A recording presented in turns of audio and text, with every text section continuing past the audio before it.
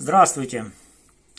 Ужас украинской катастрофы начинает маячить в информационном пространстве мировых СМИ. Этот ужас придает уверенности России в том, что ее военная победа над Украиной с ее натовскими союзниками, в число которых входят и небезызвестные гаранты территориальной целостности и суверенитета Украины, как Великобритания и США по Будапештскому меморандуму.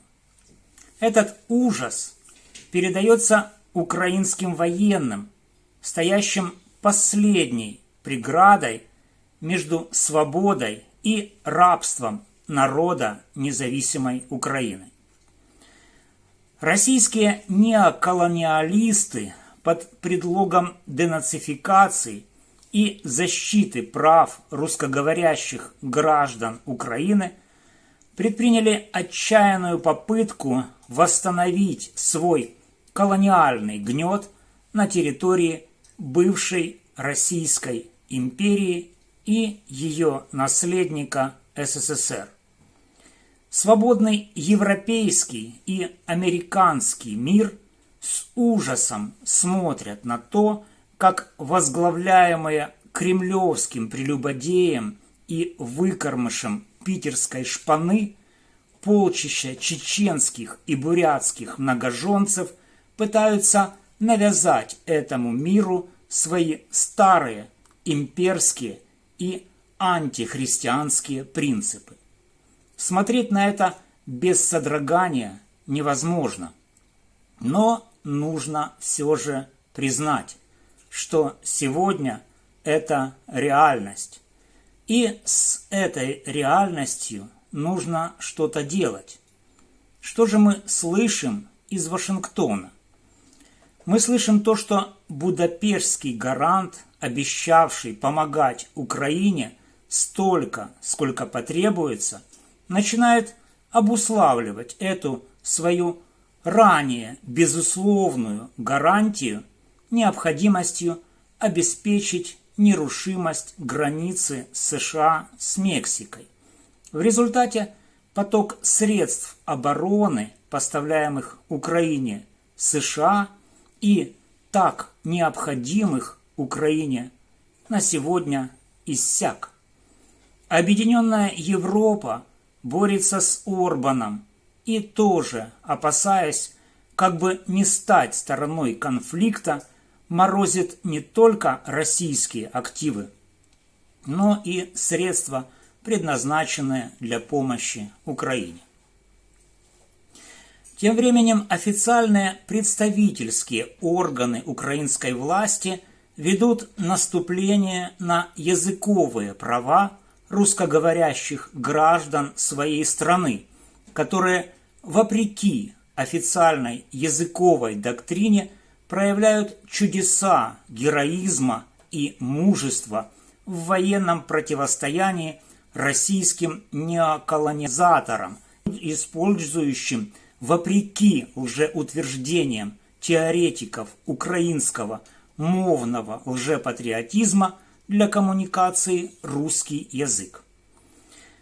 Официальные украинские религиозные структуры, такие как ПЦУ и УПЦ, вместе с УГКЦ насаждают русскую имперскую оккупационную идеологию в сознании своих адептов, прославляя в лике святых Ольгу, отомстившую жителям украинского Коростеня за казнь своего мужа, собиравшего с них дань, а также Владимира, насильно окунувшего в почайну киевлян с целью утвердить в Киеве русский колонизаторский оккупационный режим.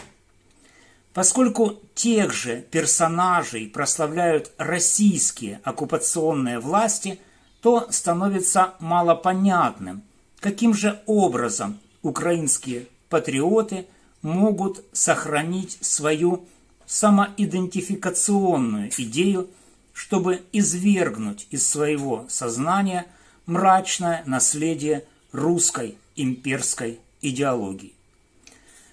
А такая идеология есть, и базируется она на исторических началах христианской государственности Украины. Овладев этой идеологией, украинские государственные деятели могли бы сконцентрировать все силы и ресурсы украинского государства и, самое главное, ресурсы человеческие для защиты территории независимой Украины от российского вторжения. Но пока мы видим обратное.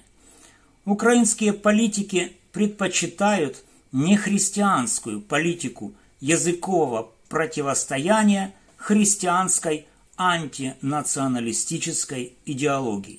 И все же, вопреки египетской идее националистического рабства, украинский народ сохраняет залог своего христианского воскресения и свободы, дающий неумирающую надежду на восстановление территориальной целостности своего государства.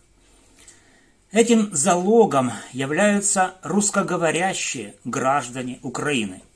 Именно они, осознают они это или не осознают, но именно они являются потомками первого христианского государства на территории Украины – Великой Болгарии.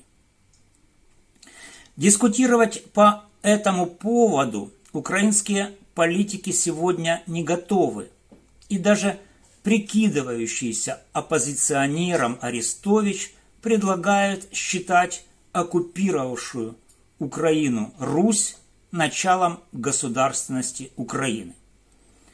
Даже поначалу языково-лояльный Зеленский в своем указе от 24 августа 2021 года, то есть ровно за полгода перед началом полномасштабного российского вторжения, постановил праздновать День украинской государственности в день крещения Киевской Руси.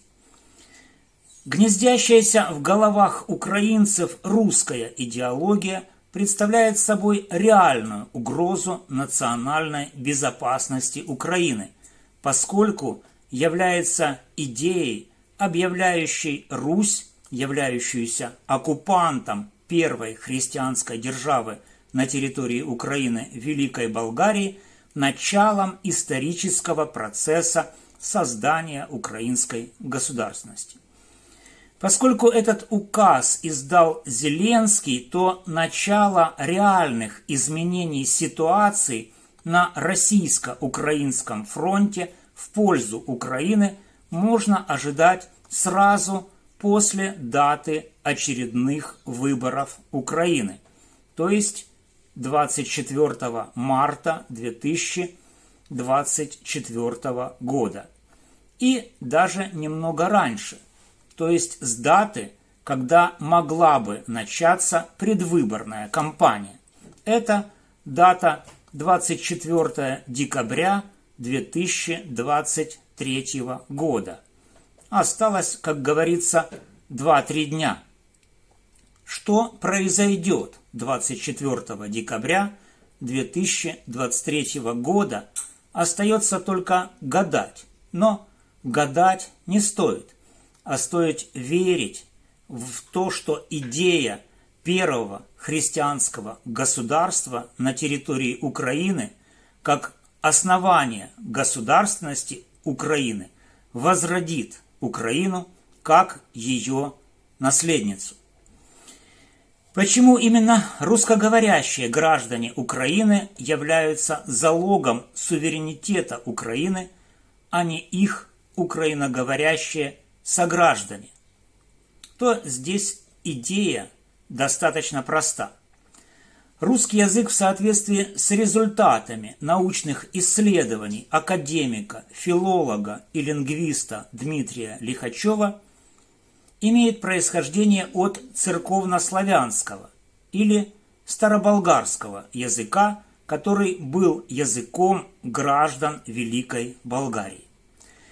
Великая Болгария – это первое христианское государство на территории Украины, основанное в VII веке, 613 год, и просуществовавшее 50 лет, до 675 года, после чего ее территория была оккупирована хазарами. Хазарская оккупация Великой Болгарии длилась 200 лет, до 882 года, после чего Великую Болгарию, первое христианское государство на территории Украины, реоккупировала Русь. Если кто-то из вас не знает, то территория Великой Болгарии включала Поднепровье, Приазовье, Крым, Дон и Кубань. Захоронение владетеля Великой Болгарии, хана Кубрата, находится в Полтавской области Украины. Кубрат, христианский правитель Великой Болгарии, имел титул патриция Римской империи. Сын Кубрата, Аспарух, основатель Дунайской Болгарии, похоронен в Запорожье. Брат Кубрата, Самбат, является основателем Киева. Что же касается Руси, то это племя пришло в Украину в 882 году во главе с Олегом. Коммуницировали русские реоккупанты Украины, как утверждают украинские филологи, и в частности доктор филологических наук Ирина Фарион, на староукраинском языке, имеющем оригинальное название «Руська мова».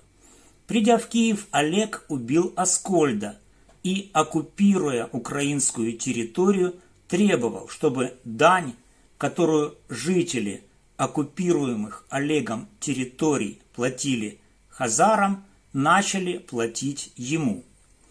Современный украинский язык, по утверждению той же Фарион, происходит от этого староукраинского русского языка. Таким образом, украиноговорящие граждане Украины являются потомками Руси, реоккупировавшей в IX веке территорию Великой Болгарии. Пытаясь легитимизировать свою оккупацию Великой Болгарии, Владимир насильственно окунал в почайну народ киевский, что в соответствии с канонами христианства абсолютно недопустимо. Священник, совершивший такое святотатственное мероприятие, подлежит лишению права совершать священнодействие. Что касается преемственности русской власти на великоболгарской земле, то, как известно, сыновья насильника, братоубийцы и оккупанта Владимиры от его насильственного брака с византийской царевной Анной Борис и Глеб были убиты их братом Святополком, сбежавшим в Польшу. То есть даже таким антихристианским способом, как принуждение к принятию христианской веры, русский оккупант не смог утвердиться на территории современной Украины. Из истории Украины известен факт так называемого воссоединения Украины с Россией в 1654 году. Данное воссоединение не приобрело и никогда не приобретало юридической силы, поскольку киевский митрополит, обладая правом решающего голоса для такого рода решений, отказался подписывать акт кабальной зависимости украинского народа от московского наместника Золотоордынской державы. Вот такая вот история, друзья.